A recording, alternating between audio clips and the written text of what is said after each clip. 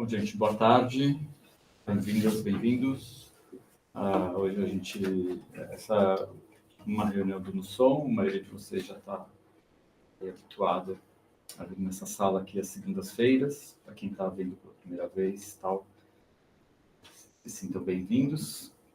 Hoje a gente tem o prazer de receber o professor e artista Alberto de Campo, da Universidade de Artes de Berlim. Vai estar aqui de passagem pelo Brasil, vai falar um pouco do trabalho dele, que acho que alguma coisa tem muito a ver com o nosso meio aqui, né, de pesquisa, de produção artística, com arte interativa e com processos experimentais de maneira geral.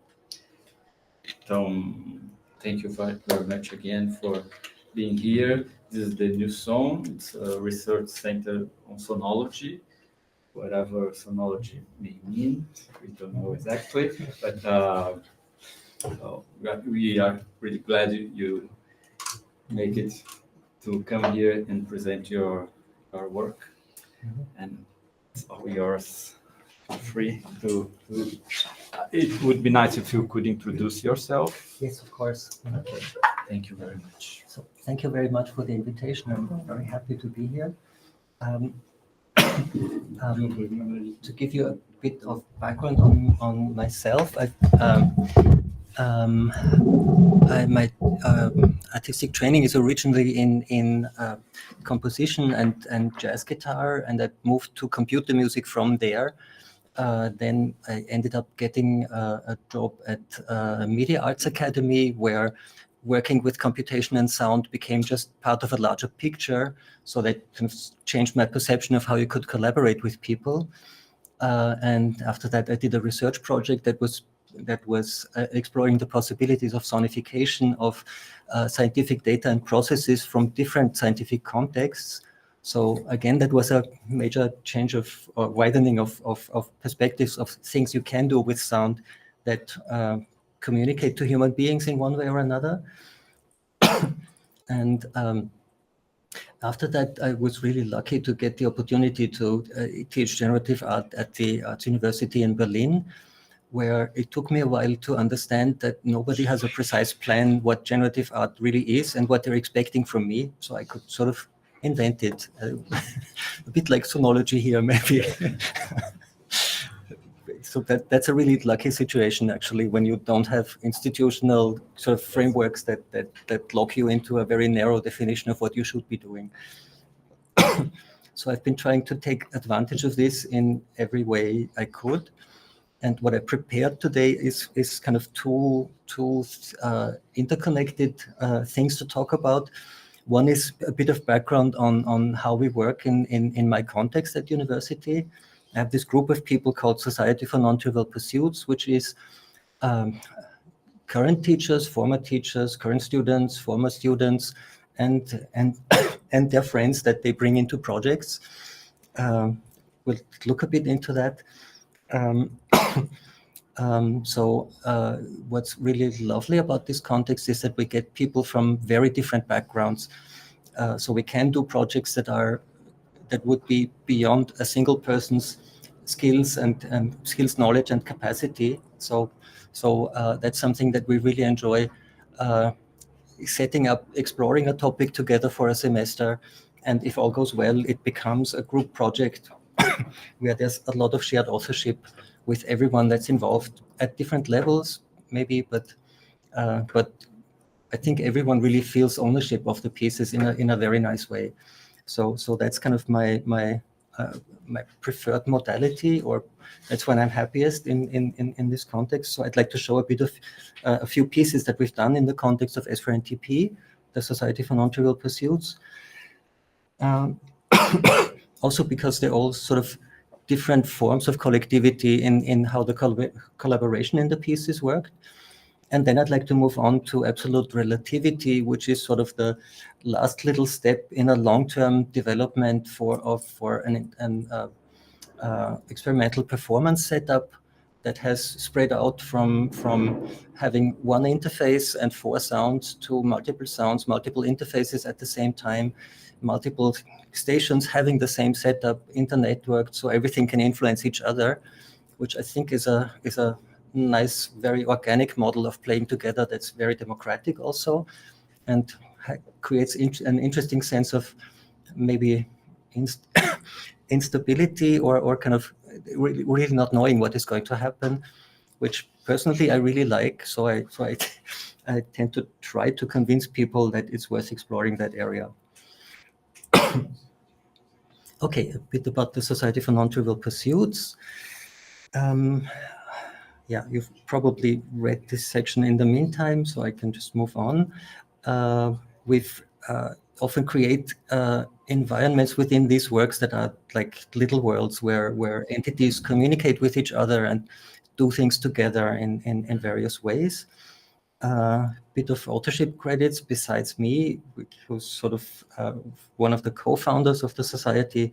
Hannes Hölzl is another co-founder of the Society and a really good personal friend for a long time. We've collaborated even before I started at UDK, so a lot of this is really work of all of these people and more people. I can't list everybody, but I'll show you the member list of the Society at some point. Actually, I can also just do that now, why not? So the Society with a bit of a blurb for what we do, and there's some recent works here that will also be touching in a moment. And there's a long historical list of members that's alphabetically sorted. Not everybody has been systematic to provide a link, but we're trying to remind people every now and then. So you see it's quite a long list.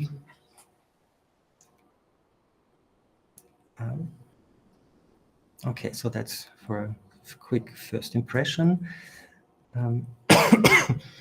Some of the starting points that I try to point people to is this idea of developing a sense of possibility. That's a quote from Robert Musil's novel Man Without Qualities, which is like 1,200 pages and a little over 100 years old now. Well, we can't really tell because he's been writing it for like 20 years. So when was it written?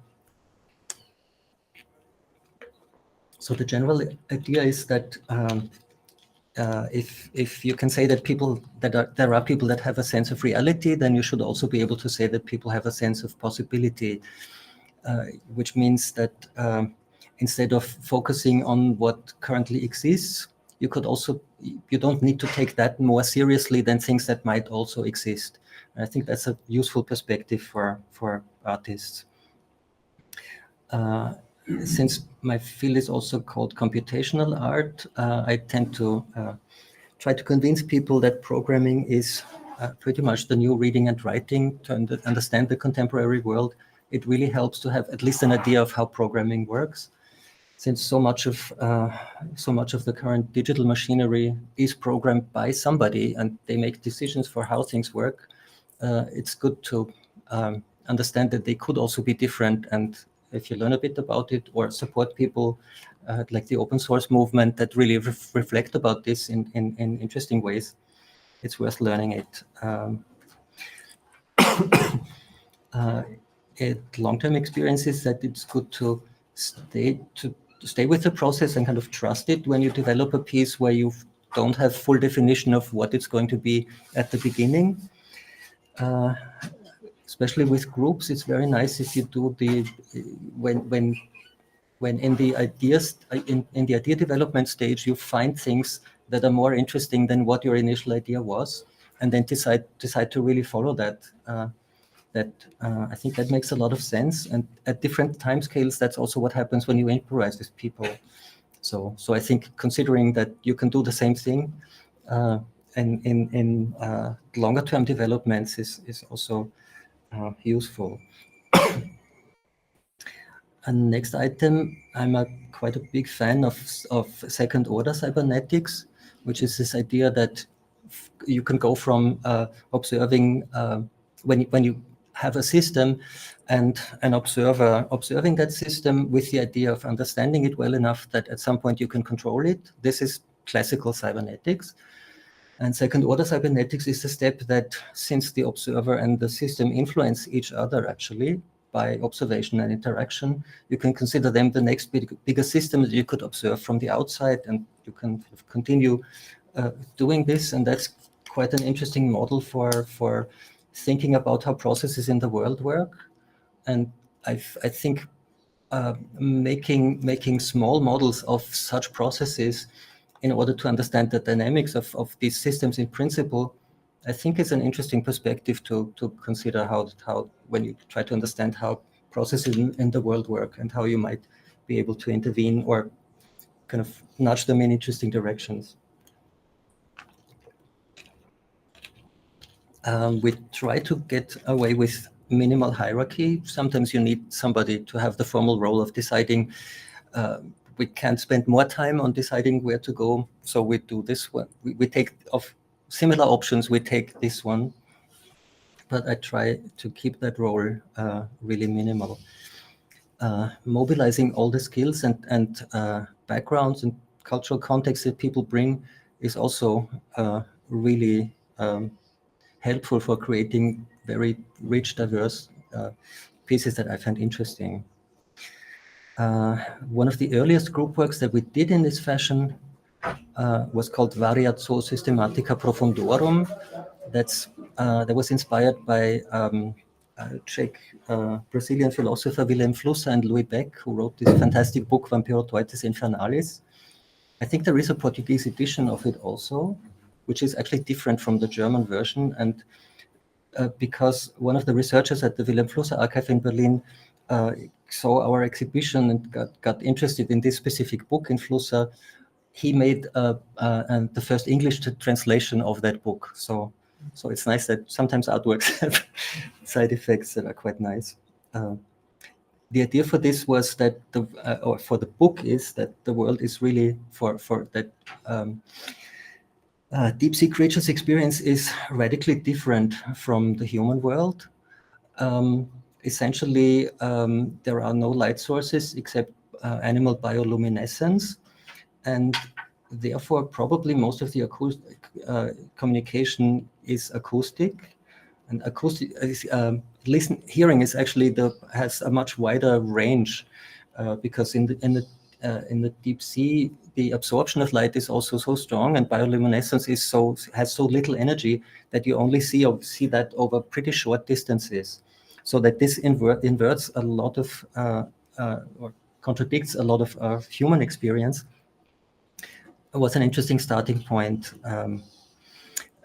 We invented a model where the creatures communicate telepathically with each other by sending little messages, and each of the creatures would express these messages.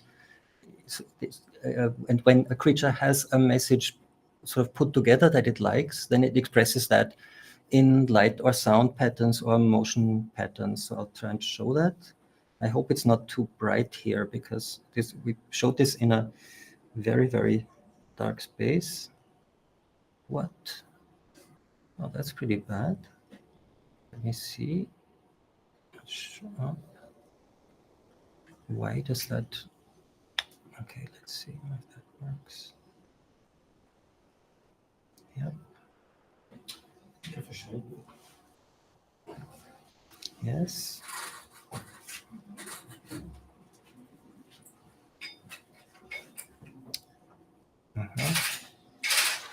Something happened to that link. Okay, I'll try it from the other link and see if that works.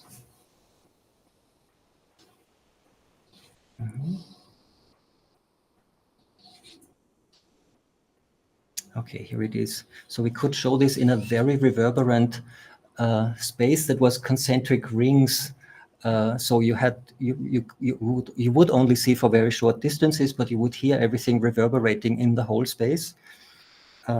So since the creatures had made sounds very sparsely, you hear this ecosystem of sounds from all the creatures somewhere far away.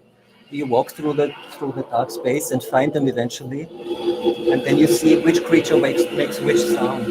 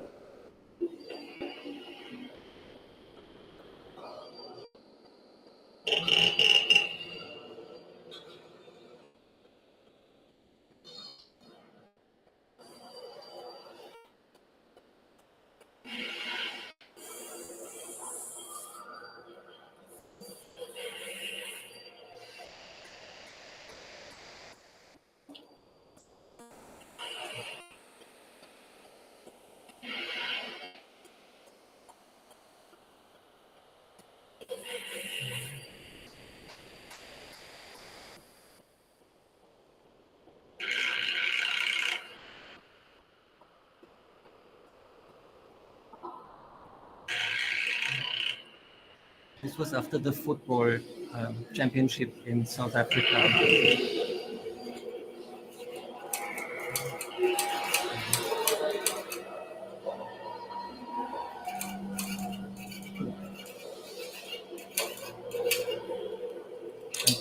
This is a mutated CD drive, which is and Laufwerk is a pun on that. In German, that's hard to translate.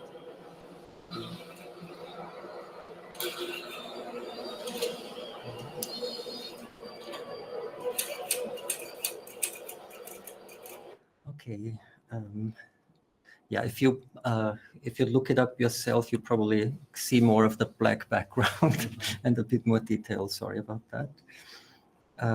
The second piece I'd like to show is called "The Way Things May Go," which is a reference to the piece "The Way Things Go" by Fischli and Weiss, which I can highly recommend. It's a super funny linear chain reaction of physical decision processes where one thing knocks over the next, and you kind of and the camera keeps the next thing hidden, so you kind of wondering what is going to happen next. It feels very unpredictable, and but on the other hand, you see the next thing coming in a way. So it's a really strange mix of how it deals with causality. And we decided that we'd like to try to make a live system where every process that makes a random decision in the physical world can actually have different outcomes. And based on these outcomes, that would decide which next process would get activated. So it's like a network of strange causalities. This is luckily not in the dark, so we should be able to see more of this one. And we can take, I think, oh yeah, we can take the shorter version maybe in the interest of time.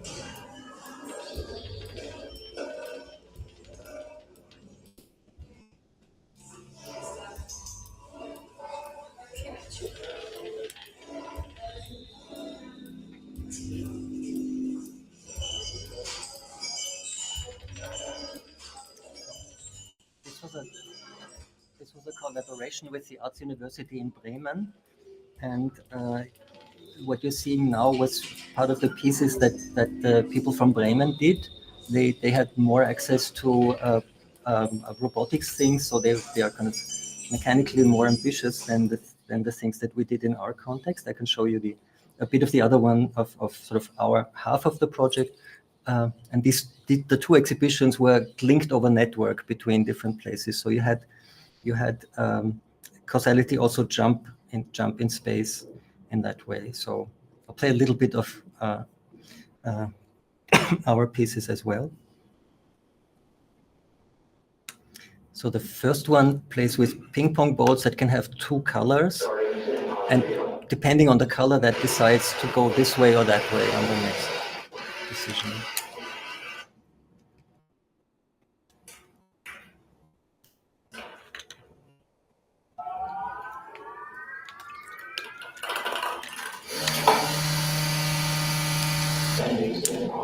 Joining forces of the fire system.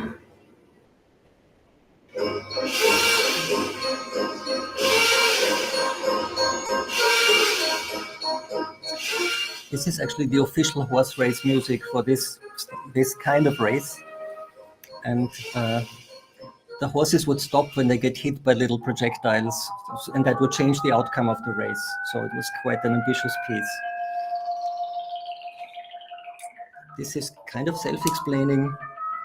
When the contacts are made, it stops and goes to the next piece.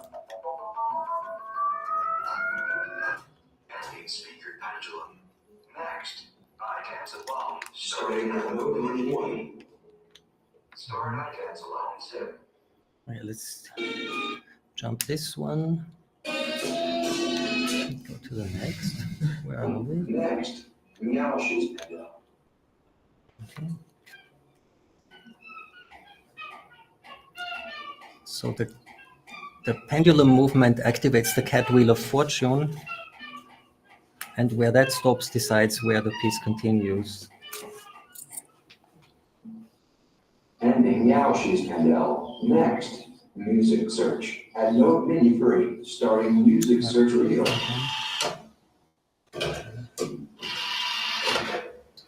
Yeah, at the time, music search websites were a new thing. So this is a CD player with a random button that has 5 tracks on it, and it goes to a music search website and tries to identify the track, and based on that decides what the next piece is. Okay, etc. Next collective practice that we've been engaged in since the early 2000s actually is networked group live coding, where the idea is to play improvised music together by writing code live, but kind of less in the spirit of showing that you can do this, but more in the spirit of really writing stuff together and even sort of collecting a shared history of things you like, so sort of like collecting playing experience when you're an improviser in a way. So a network of laptops is connected with the Super Collider software. We write little snippets of code that generate little sound textures, and when you run them, the code gets also sent to everyone, so everyone can take everybody else's code and rewrite it. And the sound programs can use all the available laptops as speakers where the sounds can play. So it's also a really nice spatialization system if you want to look at it that way. That's shared authorship in real time. We were not sure that this would actually work, but it does work quite well. And in the course of the pandemic, it turned out to be really useful to move that from local area networks where everybody's in the same space and it's nice to hear each other to internet connections where you sort of hear a version of the same piece everywhere if you evaluate all the code on all the machines that are connected. So if you make the code super deterministic, then it would be very much the same piece playing everywhere. The more randomness you have in the program, the more variation you would allow between what's happening on different machines.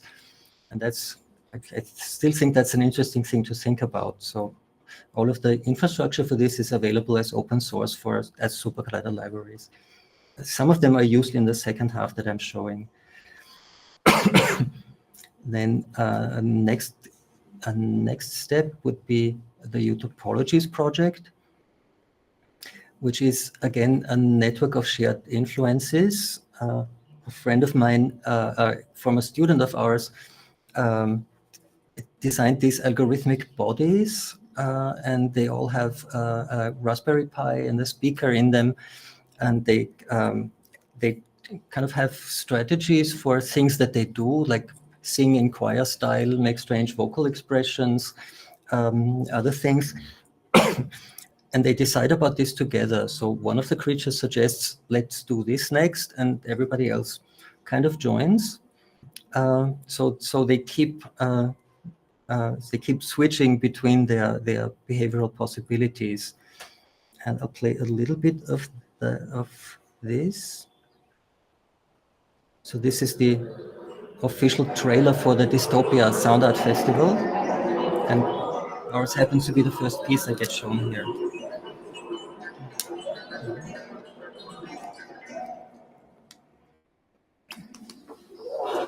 Sorry, it's a bit dark again, but hopefully not as dark as the earlier one.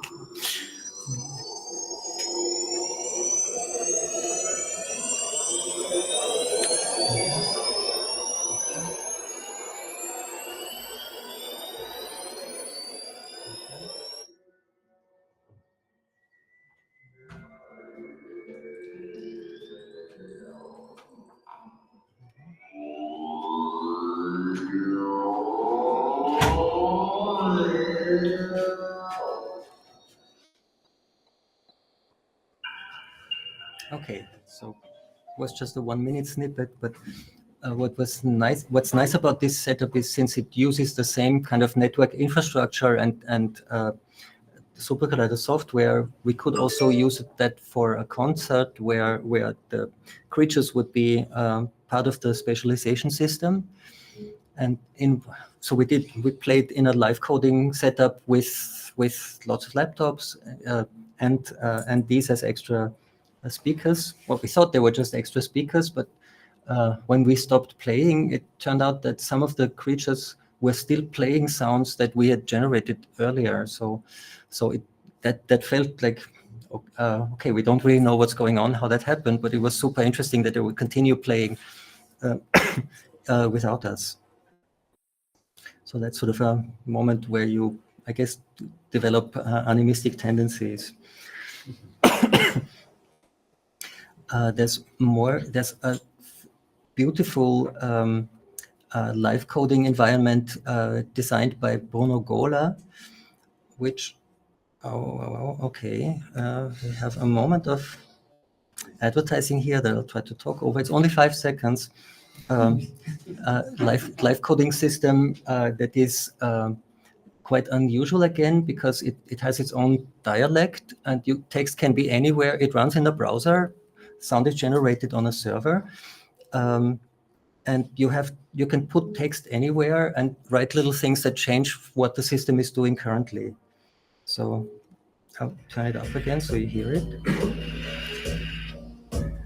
And this sound system is always running. So when Bruno demonstrates this for conferences or talks, sometimes there's random people joining, and it doesn't know who it is because you don't log in by name. So it's kind of anonymous shared performance with this reduced set of things you can change about the system. And yeah, I'm still fascinated that this works, and it's really inviting people to join, even if they don't have sort of serious programming background, because the scripts look easy enough to change. You can just say, okay, randomness can be between 0 and 1, so I'll just put a number there and see what happens. That's a nice way to get basic experience with these things. Okay. The next thing would be embodied performance and experimental sound. We did a research project called 3D Min, which was about designing personalized instruments for and together with students and guest artists, which sort of have a range between people that wanted very detailed control of things and people that wanted to play more by intuition. Out of this, we developed this concept of lose control, gain influence as sort of a advertising slogan, where actually it's better if I skip this now and do this in the longer in the second half. Okay, let me show one more piece. Future Voices is a web radio piece that runs continuously. I hope it runs today. Let's see. It does. Okay, that's very nice.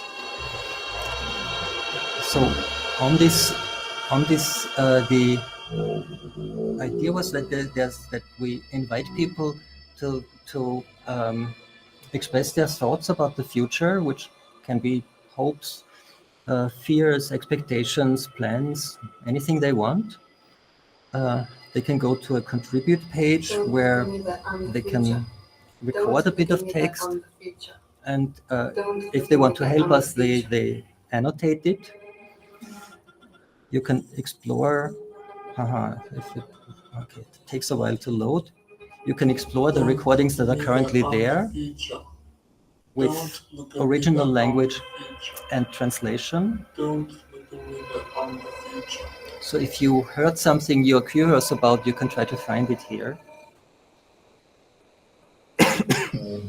And this has been running for 1,309 days now. It was planned to run for 1 year. It was an open call for a 1 year radio piece that would be generative. that we ended up winning. So that was actually during the call was during the summer. So we had online meetings during the summer to figure out how we want the project to be, write the proposal together, and then we got it, and then we did it together. So that's also shared authorship all the way, with some of the technical building, some of the technical engineering then being done by the people that are good at this particular fields. Like the person that's really good about websites did the website for us in the team. Okay, somehow we haven't managed to turn this off yet. It seems like we like it and we don't want to turn it off unless it somehow becomes really necessary. So you could still contribute to this if you wanted to. You would be very welcome. The piece is organized in kind of episodes that run for maybe 3 to 5, 7 minutes. And then there's a switch to a next episode where there's different speech material and different treatments of the vocal sounds as sound material.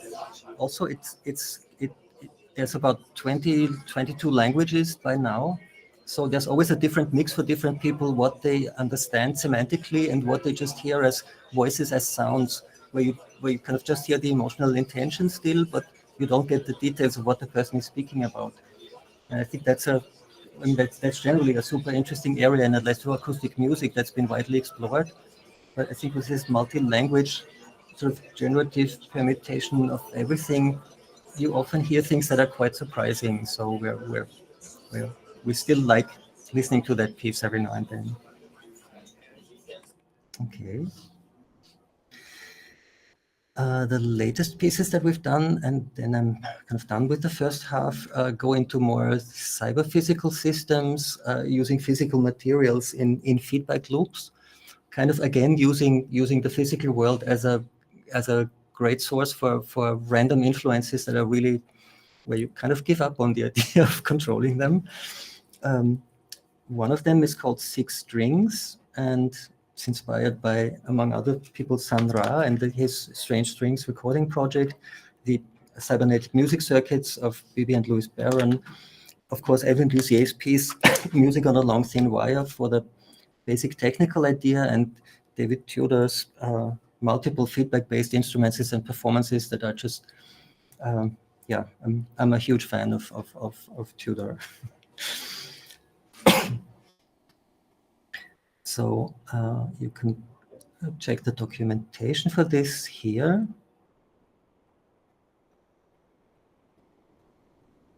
It takes a while to load. Wait, 6 strings. Yeah. Okay, so in principle, we made these new fixtures for strings that where both ends had guitar tuners, and one end had a piezo pickup, and the other end has a magnet through which the string is running through the field of the magnet, and you connect an amplifier to the string as if it were a loudspeaker coil. It moves and resonates, and you pick that up as the sound signal that you're feeding back into the string. So that was sort of the starting point, exploring that. And then turning that into a system where you have a network of 6 strings that can cross feedback between each other in different ways, basically through a matrix-like arrangement. Then you can create everything from 6 individual feedback loops to one long loop that goes through everything to strange sort of pathways through this network. Even with a single string, you get quite interesting sounds easily.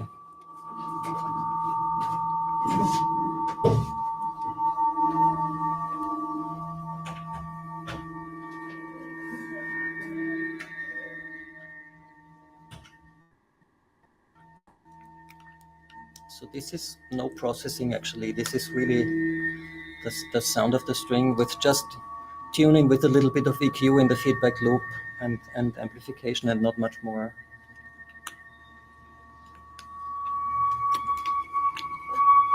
How long are those strings? How long? In this room, it's close to 10 meters, but it's quite variable, taking thinner strings, taking thicker strings, making them longer or shorter, just varies the range that they want to resonate in. And then you always want to tune it again with just keep it in areas where it doesn't shriek or do things you don't like. So it needs a bit of managing, well, tuning actually.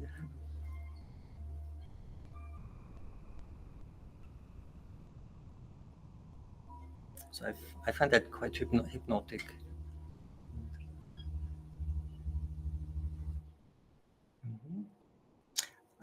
The other piece is also documented here. Neural Labyrinths was an invited piece for a conference on David Tudor. So I guess I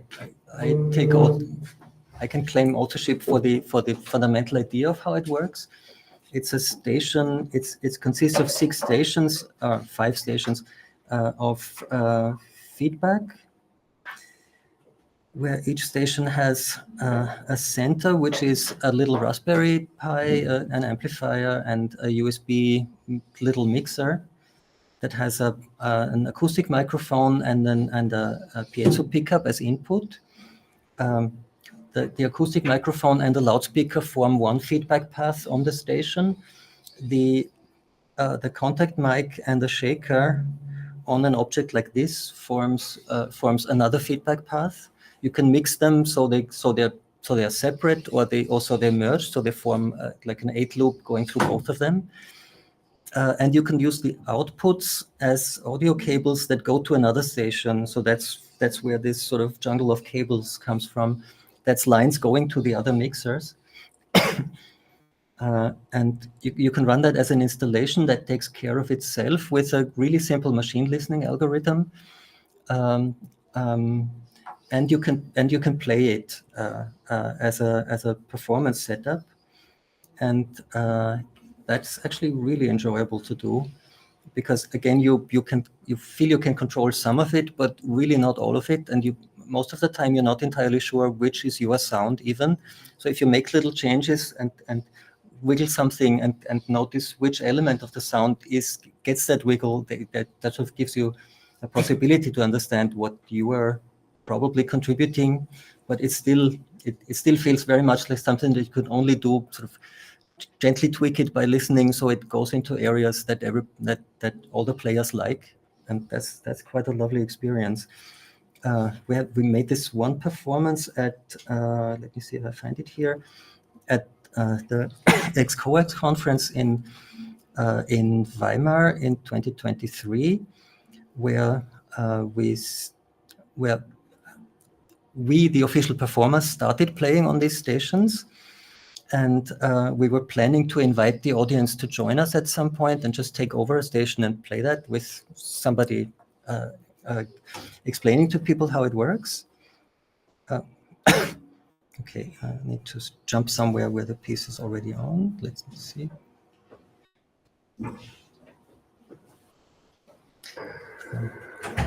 And that turned out really nice, because we thought we would have to know who we want to ask and kind of prepare that so the audience takes over. But actually, after 10 minutes, people came and asked, "Can we also play?" And in the end, the team was sitting in the middle of the installation, listening to what the audience played for us, and that never happened to me before anywhere. So I thought that's a really nice way of also sharing with the audience and getting rid of that artificial barrier somehow. It's again very dark. I'm sorry for that. Let me jump somewhere where you see a bit more.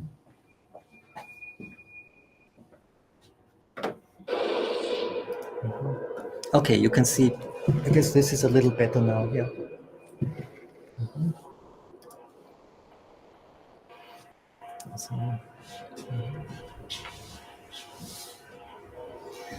And actually, this idea that you have an autopilot on the system that kind of listens, is it doing too little? Is it too loud? Is it not changing enough?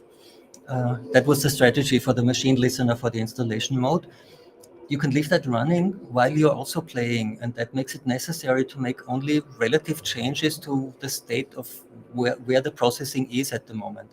So in the feedback loop, I should have mentioned that in the feedback loop, there's also there's a chain of effects processing that is inspired by David Tudor's mixing desk that he had specially built for the Pepsi Pavilion piece, which I think is one of the earliest examples of no input mixing that I know of, at least. So, yeah, so when you play with an autopilot, you just make relative changes to where it already is, and that played a big role for the second half of what I'll be showing in a little bit. Okay, I think, yeah, that was this. So a little bit of conclusions for this part, where the earlier pieces were more closed worlds between sort of artificial creatures that talk to each other. The newer pieces really have a full range between being autonomous installations to strange performance in environments for musicians that can interact with something where you don't know, is it a composition? Is it an instrument? Or is it a playing partner? I actually like it when you destabilize categories in this way, that you don't really have a grasp on what the object is, because it's a bit too strange for that. Second conclusion would be that technology can be democratized. We tend to use a lot of open source software, and sharing that back to communities. A lot of the things that are in this in the performance environment that I'm showing next are libraries that I've published, so they're freely available. We love finding improvised shortcuts, can be AHA rules. And you can build interesting little worlds with pretty complex behavior, and you don't need sort of big budgets and expensive technology and big institutions to support you. You can really do interesting stuff with little money, I think. Also, we like showing the technical means within the piece rather than going for polished surfaces.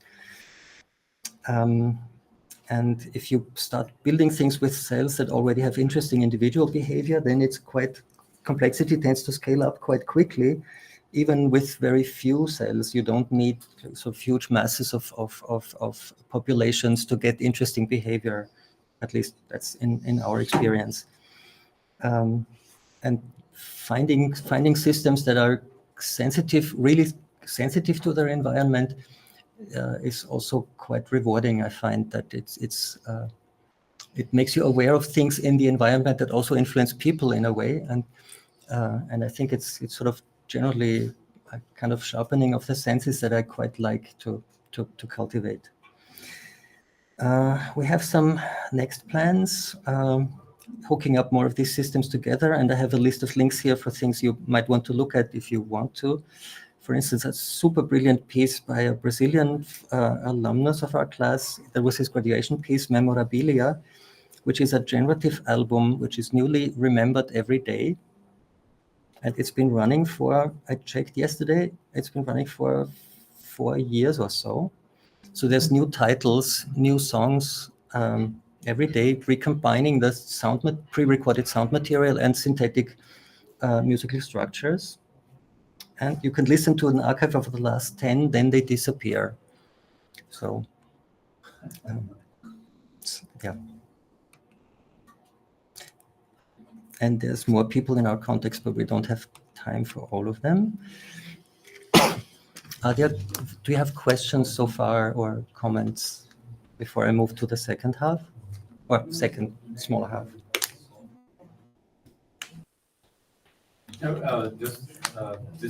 This group has any institutional connection with the key? The group does not officially exist anywhere. It's a name. So whenever we play somewhere and there's money involved, like travel budget or something, one of us signs it in the name of the society. The society is not a legal body in any way. It's an artist collective that is a name. Yeah, because I was wondering, Mhm. even if it has a horizontal arrangement, leaderships, when you have a place, a lab or Well, here, it's easier to make connections. Okay, in my official institutional role as a professor, I allow the Society for Non-Trivial Pursuits to use all the resources that we have at university. So there's kind of a lot of overlap in the personnel. And we like to use that name better than the class for generative art, which sounds a bit, not that interesting. Okay. And it allows us to keep everybody on board. It's a bit like in the Catholic Church. Once you are baptized, God knows about it. That is forever. So once you take part in a project in the society, you become an official member, and there's no exit. But there's also, you have no obligations also. So it's just like an honorary membership.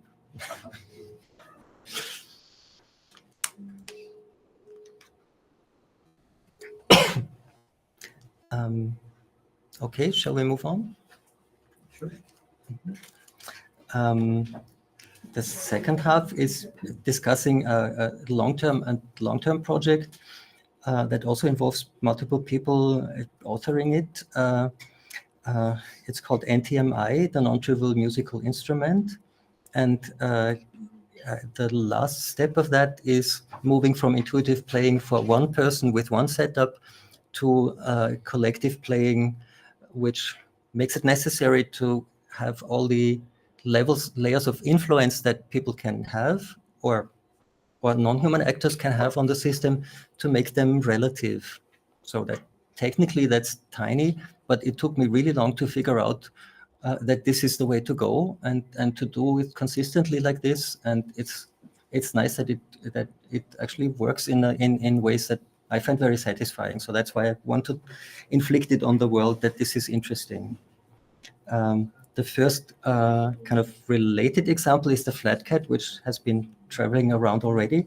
She's a neurorobotic pet who has, it's a she, and she's called Tilda because when I brought the flat cat to the class, it took about 5 seconds for my students to decide that it's a she and that she's called Tilda. I think because she can do this shape. Yeah, she as a neurorobotics experiment, I think she's very good proof that you need very little to convince human beings that it's a living object. Is already developing affective relationship with her. In this workshop that I gave in Marabá, one of the young women there had such a wide smile when she took it and kept it for 2 hours, and for 3 days of the conference she kept asking, "Did I bring the flat cat today?" So she had a bit more time to hold it. I think I know what she wants for Christmas. Does it open, like, does it have a battery you have to charge or something? Yes, she eats electricity. Essentially, there's a Raspberry Pi as a brain, and you have to charge her. The program is it's called a cognitive sensomotoric loop. That's a special idea in experimental robotics, actually. That is about how nervous systems usually in living beings that's the strategy, or it's modeled on the strategy that living beings use to organize their behavior. That the motors are also the sensors, so they feel which forces are pulling on them, for instance, gravity, and they try to balance against them. So if you push a part of her a little bit, then very often she leans against you, but not always, because she's non-trivial. And there are internal variables in the program that say that have names like boredom and curiosity. So there's more of a mental model there. This is not my work. This is Oswald Berthold, who's a friend, and Matthias Kubisch. They both have serious neurorobotics background, so it is really research too. It's just too cute to leave it to just the robotics people. You can talk to them at jetpack.berlin. Yeah, I saw that there's a tag there, like the high cognition pet-like robots that respond to touch. I saw that. Yeah. There are two things I would have shown, but they got lost in airline travel. I hope I still get them back. The Crackle Box by Michel Weisfisch, which is from the 70s, a little circuit with feedback again. You touch the surfaces and it makes, it screams in really interesting ways. And you can't play the same thing again on it, but it's nice to explore it. And this is a beautiful object by one of my students, Kunta Seferolu, who designed it as a collective interface for one system. So it has an Arduino, it has 10 arms, and each of the individual arm ends has a knob, a touch button, and some of them have a slider, like this one has a slider, this one here. Because there's 8 of them or 10 of them, you can't play this as a single person meaningfully. So it's really designed that it only works for collective performance. I brought it here, and I'm still hoping the airline finds it again. It's kind of made a mistake with giving them the transport bag. Okay, so from intuitive playing to absolute relativity, how tiny twists open possibilities for multi-agent collective performance. Bit of credits, Isaac Hahn and Hannes Hölzl developed the first version of this. Isaac Hahn developed the initial interface that I'll be showing in a second. And I've been continuing development on the software side to open it up to all these other possibilities. So that's kind of the steps that we'll be talking about. Small twists in long-term development. The turning points are basically the idea of playing multiple processes from a single interface at the same time. That's like the 4 tracks here.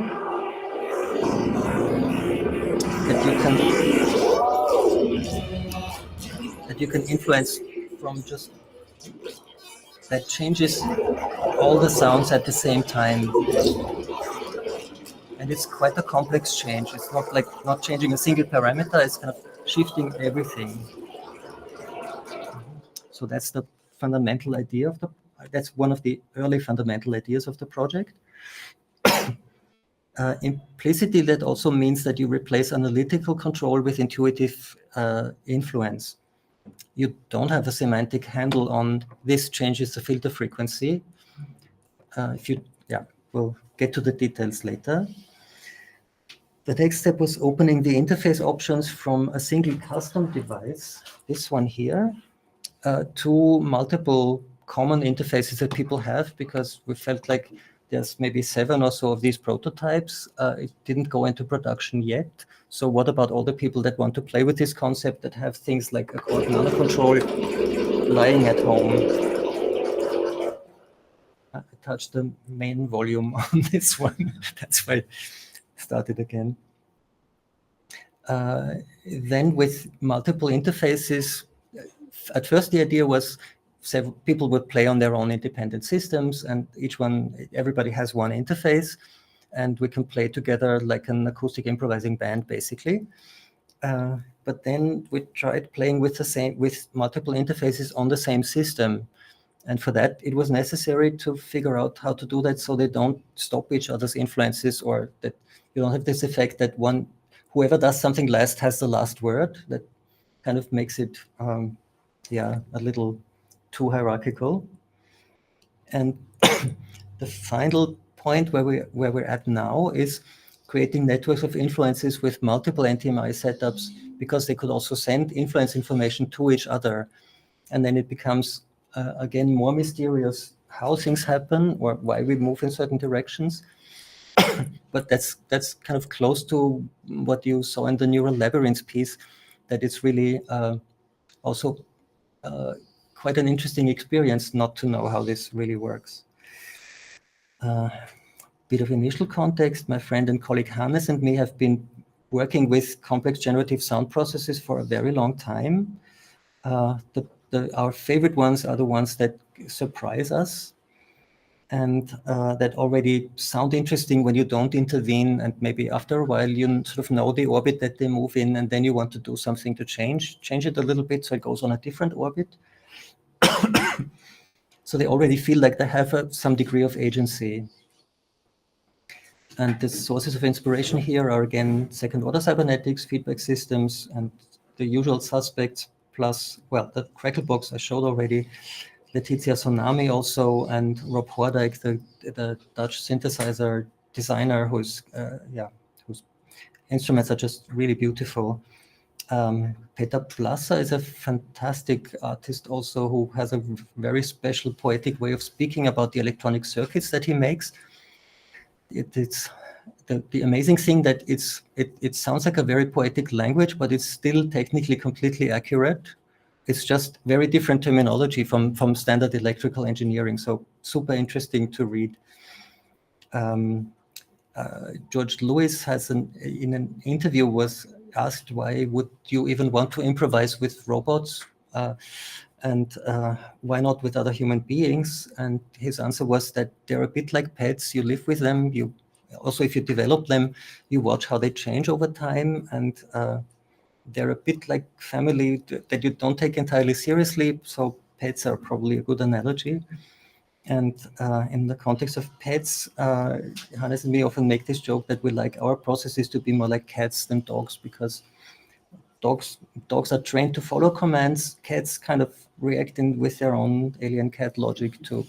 Sometimes they come back to what you ask them for, but it's not predictable.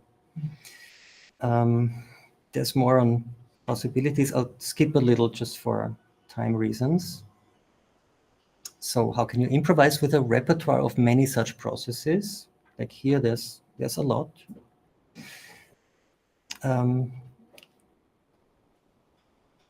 We want many sound processes to choose from. Like an improvising musician has all the things available that he's learned in memory and can just access them instantly, right?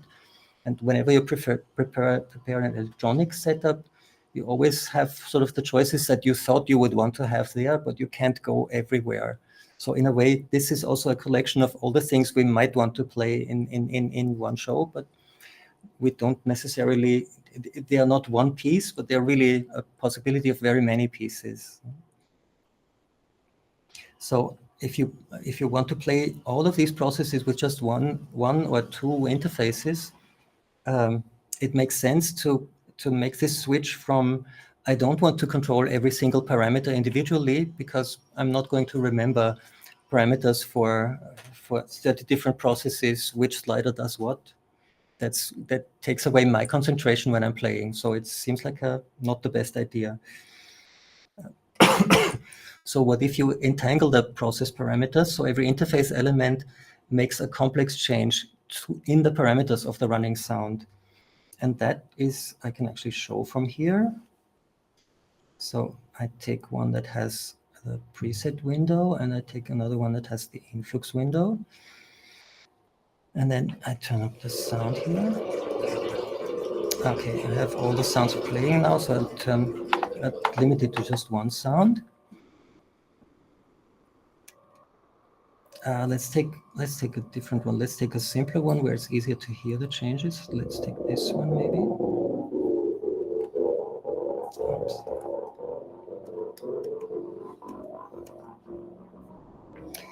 And I'll switch to this one. So you can change single parameters also.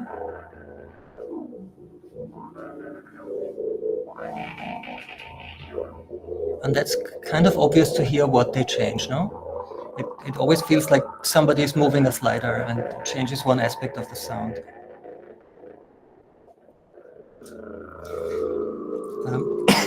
With the idea of going through a matrix of weights, you entangle the control on the individual parameters.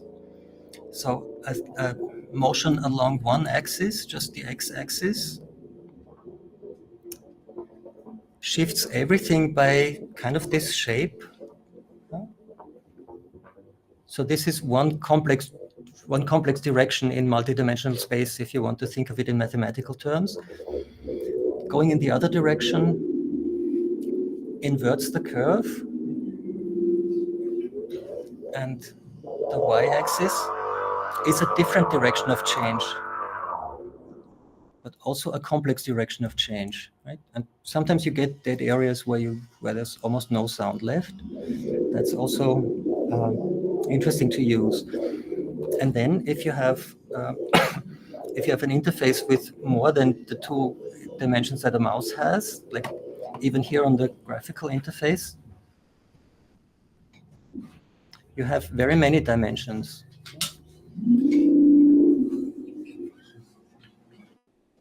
And now I got into an area where it's very quiet and not very nice, so I'll set it to the center again.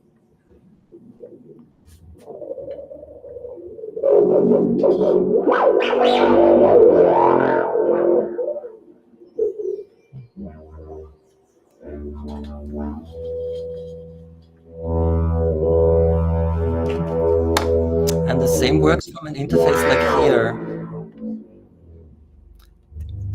The influx doesn't show it, but in principle, it uses the same mechanism of having a displacement vector, a different displacement vector for each of the sliders, or each of the control elements. Also, same thing with joysticks.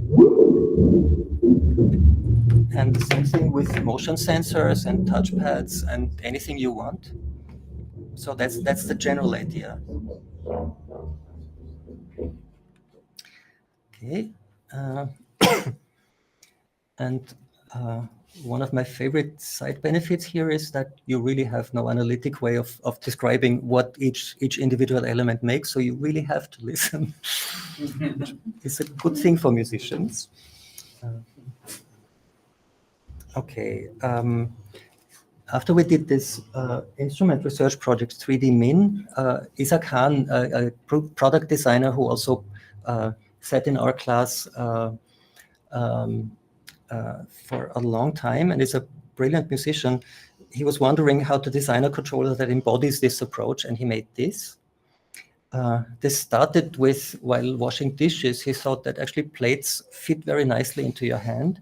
So the first prototype was a plastic plate with buttons on the backside and a motion sensor in the middle, and that worked very nicely already. There's a documented performance with that early prototype. And that became this, and we even got 1 year of startup funding for it to turn it into a commercial product, except development of such things always takes longer than you expect.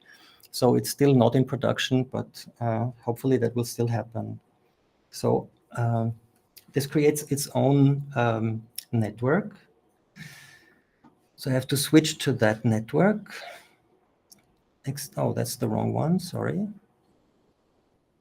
I wanted to switch to the NTMI network, which should show up in a second. No, come on. Yeah, here it is. So now you can see that that's represented with this. The 9 dimensions of the motion sensor are represented by this deforming circle, and the touchpads are represented as pads with colors. And if you turn the sound up again,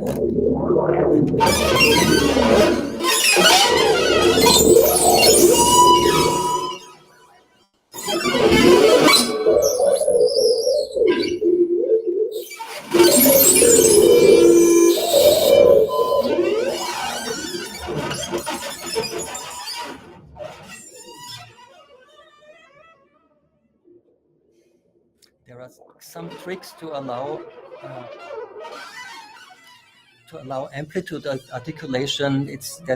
We took from flying the idea that nose down is softer, nose up is louder, and also the middle finger, this is louder and this is softer, so you can articulate very nicely with it. Pass this around actually.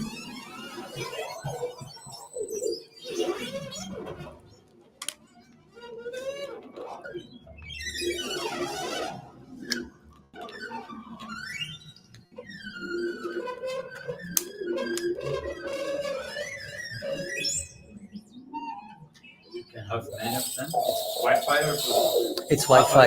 It's Wi-Fi. Mhm. Some.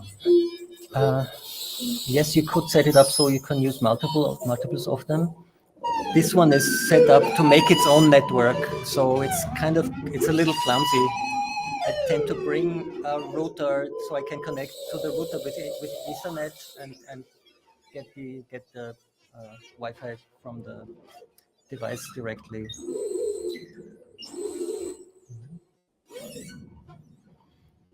It has buttons on the backside to change the configuration, like you can turn on and off sounds, and you can change what like background colors correspond to the weights of the influx. So you have like multiple presets of different behaviors of what the elements do. So if you don't like the current feel, you can switch to a different color and you get a different response from the interface.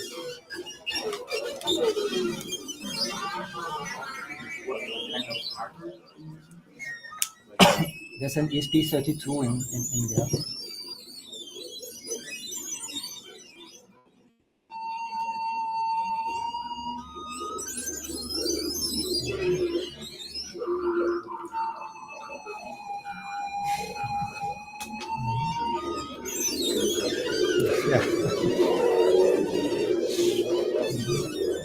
She does not have a sense of danger.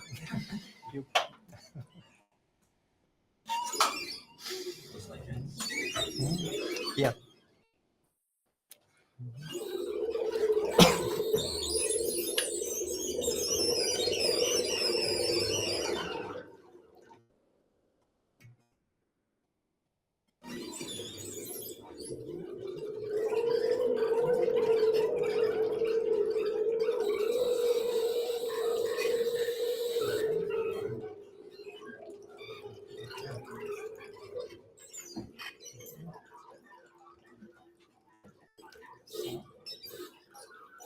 So if it's okay, I will continue talking while you experiment, okay?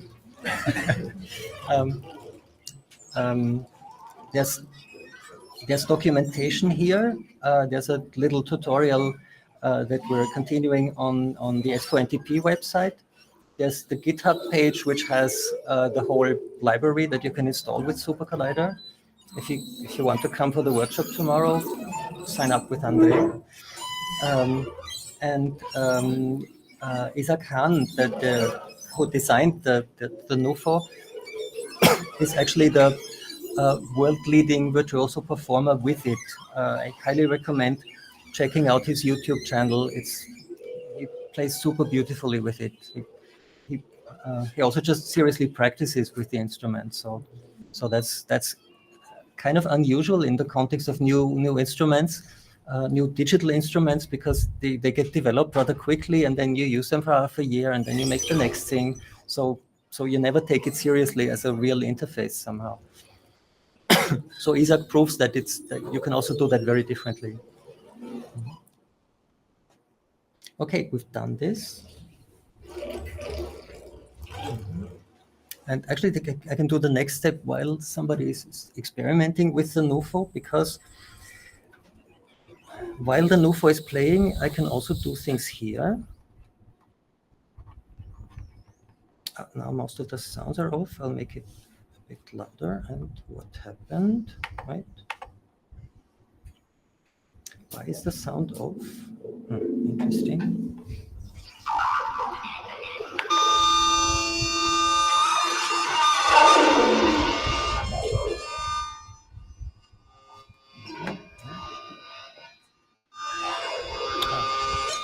This is not the best.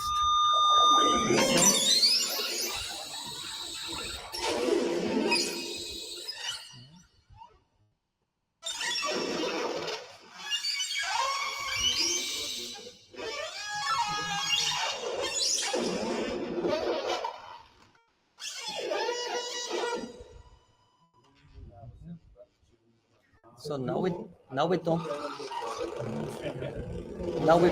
both don't really know who does what.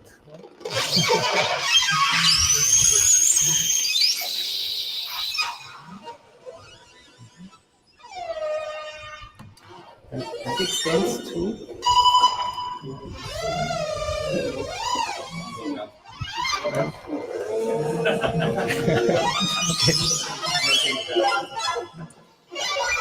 And there's one more thing here, and two more things here, actually.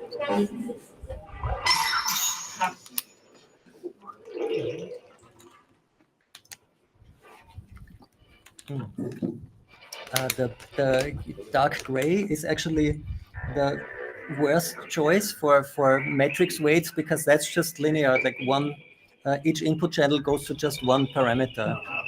So that is there to prove to you that this is not the best idea.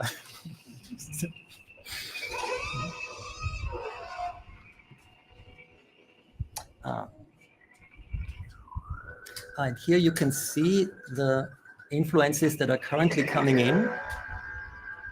So the NUFO, the Nano Control, the Ferrari gamepad, and the dual analog 4 gamepad. And now the Mu 8, this tiny little thing. And the UC4, this one.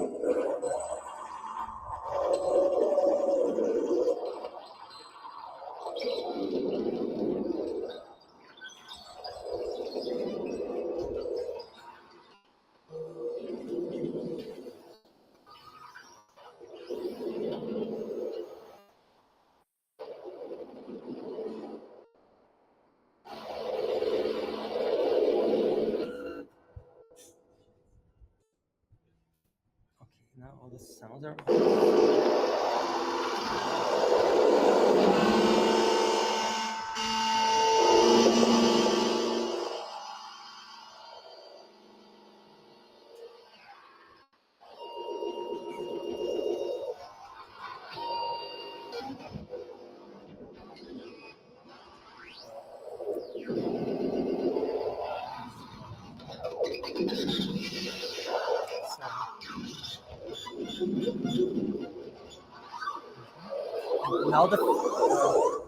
now the flat cat is also playing.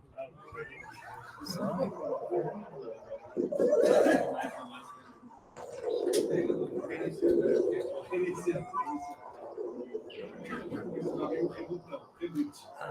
Wait. I'm turning everything else off just for a moment, so we really hear how much influence the flat cat has.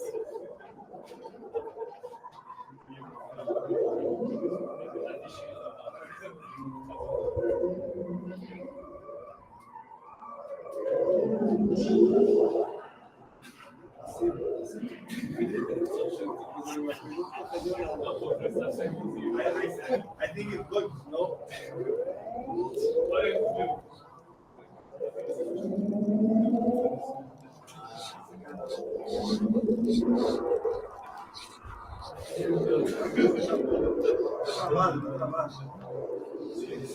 Esquece a pelúcia.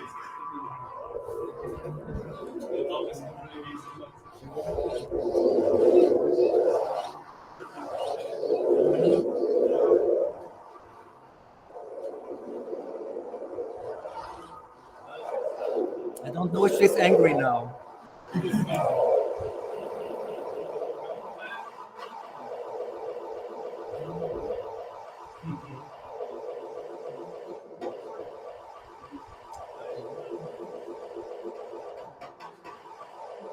she stopped sending now.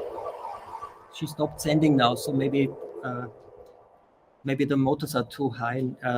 The temperature is too high now. Then she switches off, so she cools down again.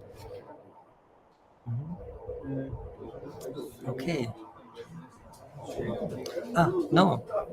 And we flipped back to the NuFo. Okay, so that's almost it. The last step to show, while I still have a little bit of battery, is the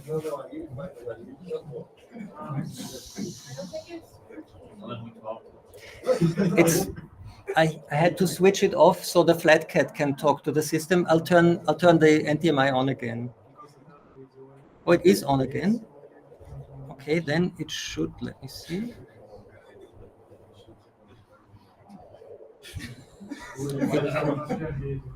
It is sending, but why am I? Okay. Let's see.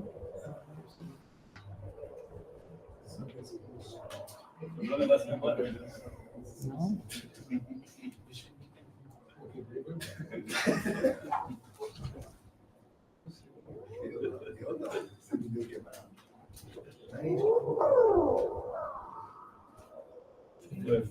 So, okay, I can. Yeah, the new voice is here again. That should work again. So, okay, I've just turned the sound down so I could speak a little. So the last step to add here is that you could send all of the influences that you see here to other machines via internet. So when I turn on Xflux, it can do that. I can tell it to send. Oh, now I'm getting stuck because I need to switch to the other network. Oh. Yeah. EduROM? No, EduROM. Please, EduROM. Yes. Okay, maybe it's recompile time. Let's see if it recovers. No, it doesn't. Okay. Now we're stuck, so we reboot. Your computer is almost running without charge. Yeah, I just need 2 more minutes and then it's good.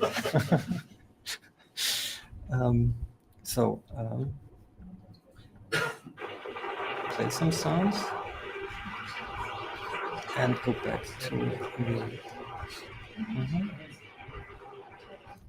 So now, if I turn on the Xflux, it can send to a relay station.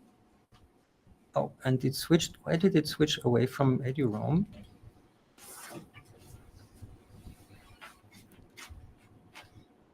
Okay, same thing again. Sorry. Okay, so let me check now. Okay, now we are in EduROM. Okay, so then.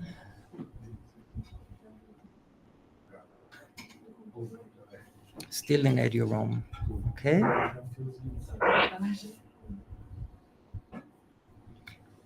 So if I turn the Xflux on, it can send the information that's coming in. So sending is sort of boss mode. I tell everybody else what the influences are. You could also just lurk by listening and not sending what you are doing on your machine. And you can mix all the sources that come in. So you can decide kind of on the local station how much cross-connection you want with everyone else. And that's completely symmetric between everybody on the network. So I think that's a nice way of sharing decisions about how you do a joint performance like this. If the other persons are somewhere else on the planet and you're not hearing them directly, then you have this weird phenomenon of pieces that are somehow related to each other, but probably sound pretty different, because there's good chances that the sound processes are not going to be the same, but still the gestures that inform the sound are going to be the same. So I have no idea what that means for the pieces, but that's something to explore with this setup. And I think this is it. So if you have questions, that will be the time now. Thank you for listening. Thank you.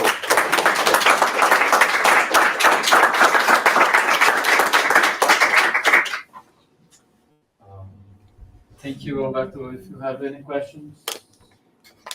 So I think I have a question. I see Yes. that the process is very informed by the Tudor kind of experience, and when you have actual analog things influencing each other. Yeah. How do you think what strategy do you have to turn this type of approach into digital medium? Like what kind of what do you emulate from analog systems? What is new from in digital systems? What other thing works? Yeah, we're not really modeling physical processes as such. Some of the sounds in here are actually historical in the sense that RJK Chaos is Ron Covilla's re-implementation of a David Tudor electronic circuit for the Untitled piece in Super Collider that is also quite old. It's like 20 years. I think the patch is like 20 years old or so. So we've adapted it a little, but still keep it alive here. That is one that sounds pretty unpredictable in a really nice way. So it's one of my favorites, actually. Another thing I do is this reverb feedback sound. Where is it? Don't see where it is now. It should be somewhere. Okay. Anyway, there is a sound that's like a glorious feedback through a reverb system where some of the feedback is directly in the patch and some of it is listening to the microphone. So it's kind of it becomes this microphone when it's just a laptop. And that one also feels quite Hendrix, unpredictable sort of feedback in front of the amplifier, which is a nice thing to play with. This patch here, Blippo, is modeled on Rob Hordijk's Blippo box synthesizer, which is just a beautiful instrument with a very nicely designed sound world that you can also play quite intuitively. So it's really a collection of favorite things in a way. Physical models, not many. There's also Gendin synthesis in a few variants, and pulsar synthesis in various ways. And actually, you don't have to use our favorite sounds. You can personalize the system makes a user folder for you in. Let's show it here. In where is it? Hierarchical is like 3. Yeah. So if you go up, let's go up here. No, here. Yeah, here. Right. Wait, twice pool here. Yeah, now it's good. It is correct. So in users ADC, it makes an NTMI folder for you. And that has a copy of our sound processes here, but any sound processes you take out from here will not show up. And you can put your own sounds in here. This is kind of a bigger one, but in principle, you tell it what are the parameter ranges for the parameter names. You write the patch in Super Collider language. And that's the whole thing. It's just one sound process and the list of its parameters and ranges. You put it in that folder and it shows up next time you run it. So it's really intended for people to adopt it to their purposes. Similar for interfaces. If you have an interfaces that's supported in the modality library, which covers like 100 or so common control interfaces, then you can write an adaptation in like half an hour or so. We tried that with Gilles yesterday, and I think it was maybe with everything, it was maybe an hour or so to write it. No, so that's quite easily doable. So it's really. What I have in mind is not so much about the sound, but the way you treat data. Like when you're working with a no input mixer, yeah, there is a way of dealing with electricity that is unpredictable. So if there is interest of making this in digital realm, or there are other processes? Well, this is currently all kind of in the digital realm, except for sort of acoustic feedback through the room. But I'm a big fan of Walter Smetak and his collective instruments. I kind of managed to skip over them. I have them somewhere in the talk, but I'm a big fan of that of that work, of the idea of making acoustic instruments that require multiple people to play. So that was one of the inspirations for really making this a more formal decision, that it's about collective playing with this approach. I also, Smetak made quite some experiments with electronic means, with these kind of self-built, sort of gambiarra looking, but actually pretty cool sounding instruments. So that's a direction that I'm very interested in also having ways where maybe it would be interesting to try to have the sounds influence the parameters kind of directly. Then you have a higher rate of change actually. But also just to play sounds into the system and have some of the patches only be processing patches and not synthesis patches that do everything themselves. I think there's lots of possibilities that this could develop into. And entangling it more with the physical world is absolutely something we discovered in the last 2 years with the 6 strings and the neural labyrinths pieces, that you get so much richness and diversity for free if you involve the physical world in this. That's definitely on the list for what to explore next. So thanks for the question. Yes. Are you from Academy der Künste? Yes. I went there on June to a concert there. Mm-hmm. It was nice. In the music department or where? Yes. It was 2 acousmatic pieces. Okay. Yeah, there's an electroacoustic composition section at UDK, luckily, and they collaborate with the Hans Eisler, the other bigger music university in Berlin. So they often do joint concerts like that. Yeah. There's kind of several sound-related areas. There's also the sound studies program at UDK, where we also friends and exchange and have overlapping projects. So that's quite nice about big and diverse universities, that you can find other people that are also interested in more than just their own immediate area.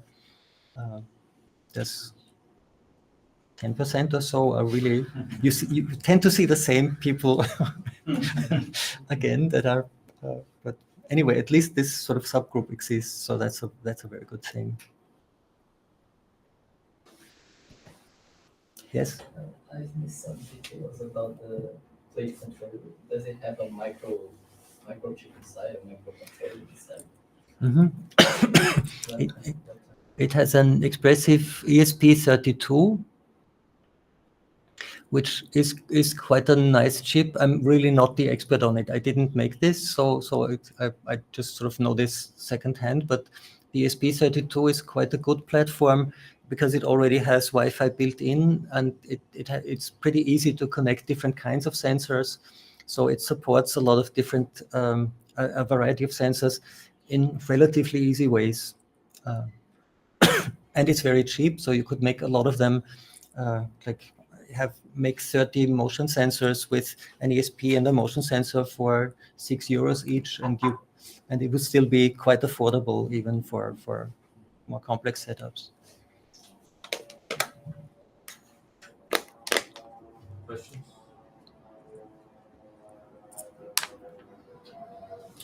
Would you say that you leave the control performance, but there's a lot of control programming? Yes. Of course, that's maybe cheating a little bit, but it's a bit like designing the tennis court. No, you sort of set up the framework of what can happen, because somehow you need some constraints at least to have a playing field, and I think within that, yeah, I guess I'm kind of responsible for a lot of that playing field. Not everything, because it is a joint work with other people. but that seems to be a playing field that leaves a lot of possibilities that are sort of personal preference for us, that where we think you can have a really good time and make really interesting music with it. So it is personal choice. Also, the framework is personal choice, but I hope it's interesting for others.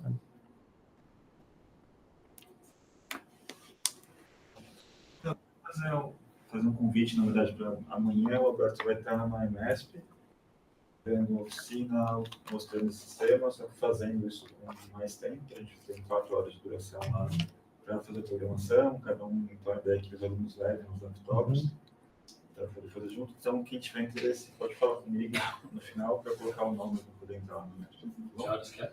4h30.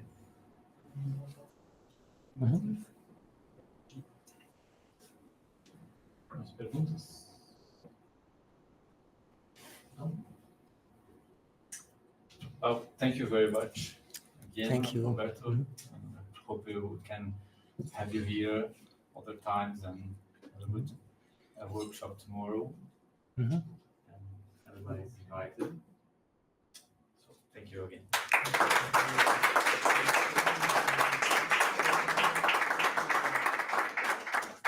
Thanks for listening so patiently.